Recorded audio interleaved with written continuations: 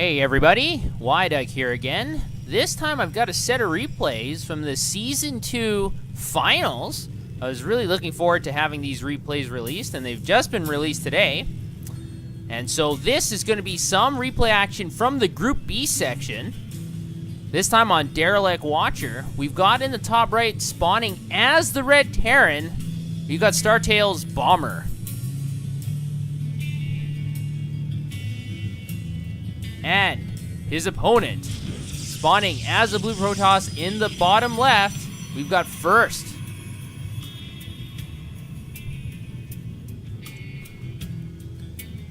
And I might have a little bit of prejudice here. I haven't seen a lot of First play, but I have seen quite a bit of Bomber's play, and I really do like Bomber's play because he's so very, very aggressive.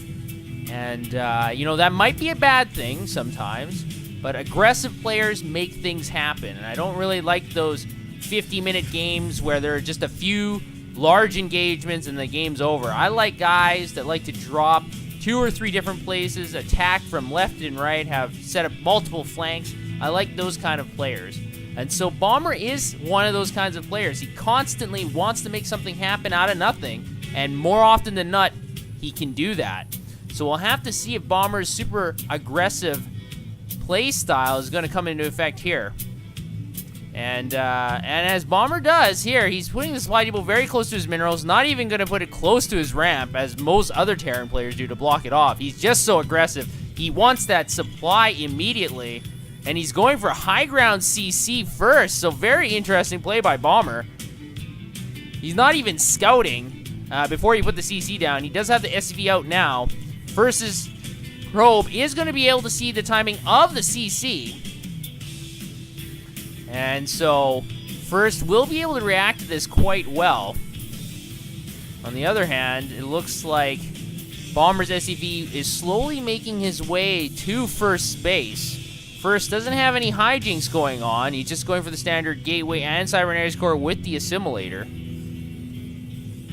Bomber still doesn't have a refinery down, and he's just going to power himself into the later game with that economic advantage. And he's going for another barracks as well, going to start pumping out those Marines. And he might need it because he hasn't really done that much. And First might be able to have some early game aggression. And great timing by Bomber, putting down that engineering bay. And that's going to block that Nexus. And unfortunately for First, he didn't have that Zealot out. Now, I'm not sure if he was building that Zealot and then canceled it for the Stalker. So one of the things that pro players want to do is they start building the Zealot, even if they don't want the Zealot. And then they look around and see, and then if there is an engineering base, blocking their natural, then they'll let the Zealot finish, and it can start slashing away the engineering bay. If they don't see that, then they'll cancel the Zealot, go for the Stalker immediately, and they don't really lose any minerals or time to do that. But unfortunately, in this case, with the Stalker and Probe working on this engineering bay, the timing of this Nexus is going to be far behind, and now Bomber is significantly ahead, especially economic-wise. The SCV train is going to be pulling into the natural as well. We've also got 2 barracks already completed and a 3rd on the way, and double refineries are now being started. So Bomber is going to be able to repel this initial Stalker. First has to be very wary of sending the Stalker in. In fact, Bomber is thinking there might be some sort of air attack because he didn't see a lot of buildings here, and very good intuition that there's something going on, as there is a Twilight Council in the bottom right of the map. No Oracles or Phoenixes, but like I said before, there is a Twilight Council, and there we go. The Dark Shrine is being warped in. And if Bomber doesn't get some turrets up, this could spell the end of our hyper-aggressive Terran. He still hasn't seen it yet. If you take a look at his vision, he only knows about the Nexus and the Gateway. I think he was thinking something is up. He might be thinking there's a Stargate play like I mentioned before, because he's leaving so many Marines at his natural. But this bunker filled with Marines is going to be useless against invisible enemies. And he needs to get that engineering bay up. And there we go. The engineering bay will be completed. But then will he build any turrets? The Dark Shrine is halfway done. Another 40 seconds. And then this forward proxy pylon by first will be able to warp in a whole bunch of Dark Templars. Now, first only has 2 gateways. So, in fact, he'll only be able to warp in 2 Dark Templars initially. But 2 Dark Templars, 1 for each base, can do significant damage. But Bomber is going to foil it. He's got the missile turret down at his natural. He doesn't have one at his main. But with that bunker, if any Dark Templar tries to run up this ramp, it will get immediately shot down. So Bomber should be safe. The Dark Shrine is now complete. We've got a Dark Templar waiting his way in here. But unfortunately, he's going to be destroyed immediately, salvaging that bunker. And Bomber knows he's in a very good position now, because using all those resources, especially the gas, to just get the Dark Shrine and the Dark Templar out is going to put first really, really behind. And not only that, Bomber also knows the timing of his Nexus, because the Engineering Bay, I don't know why it's a blade, but the Engineering Bay was able to block that Nexus, so Bomber knows that timing as well. So he's significantly ahead in my opinion. He's got so many Marines. His starport is going to be finished soon as well, and once those medevacs come out, it's going to be unlimited stim time.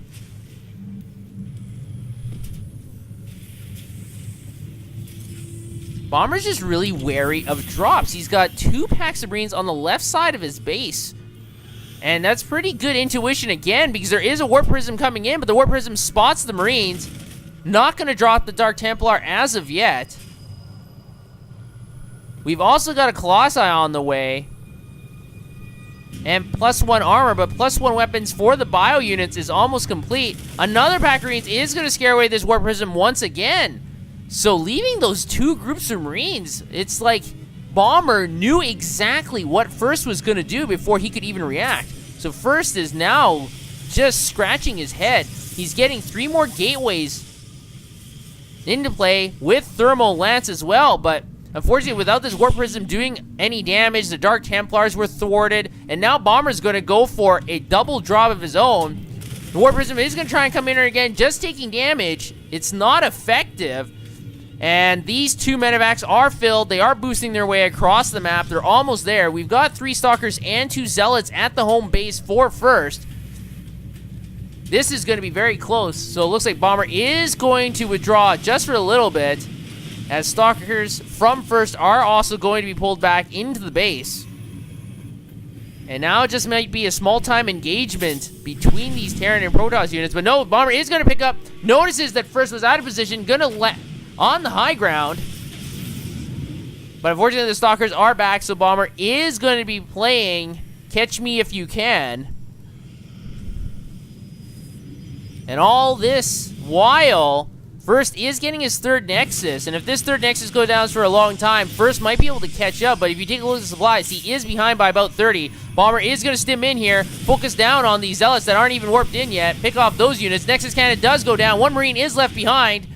And he's very lonely. He wants to be with his friends.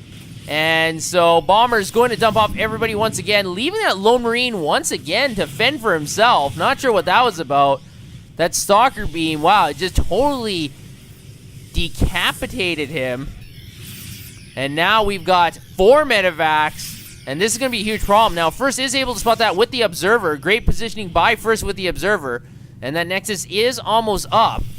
Bomber doesn't have a 3rd orbital yet. He's going to put the command center at the 3rd base directly. So once again, a very aggressive play. Terran players generally want to put the command center behind their base and then float it over when it's safe. But not Bomber. He's just going to go for it. And this proxy pylon was able to see this. So First knows that Bomber is going for his 3rd command center. So an attack is probably going to be delayed just slightly. Oh, but crafty Bomber. He cancels the command center.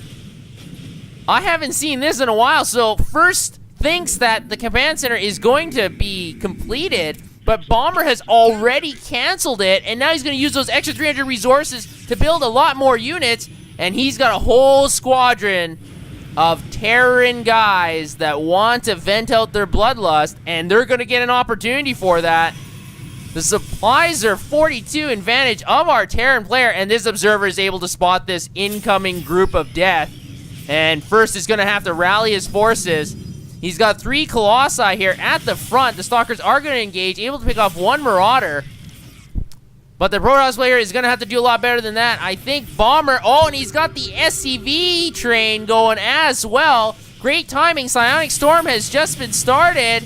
It's got about another minute before it completes. Now, we got some force fields and some time warps going on here. So Bomber is not able to engage at the natural base of First, but this third base is forfeit. The probes are already pulled to the back. So great strategy by Bomber, fooling First into thinking that he was going to go for his third. And look, we got this long line of constant reinforcements. Bomber is almost maxed out. He's actually supply blocked right now. That Mothership Core goes down in a hail of glory, and these Vikings are focusing down on these Colossi, and there's not that much anti-air to deal with them, and now the force fields have fallen apart, and now we're going to get a huge engagement. All the Stalkers are going down. We've got a lot of burnt Terran corpses, but there's only 1 Colossi left, and now that one's finished. The Zealots are tanking in front. Storm is finished, and the Great Storm does go down. Another one, a lot of Terran Deathball has been melted. Probes are pulled off the line. Is that going to be enough? No, too many stimmed Marines and Marauders are going to just rampage in here, and the Nexus is going to go down as well. And Bomber has a 90 supply advantage, and he's going to take it. First is going to tap out, so Bomber is able to secure the Game 1 victory in his best of 3 in his group. So we'll have to see if the second game is nearly as exciting, as strategic as this one. Great game by Bomber, and I'm really, really excited. So let's go over to Game 2 and see what happens there.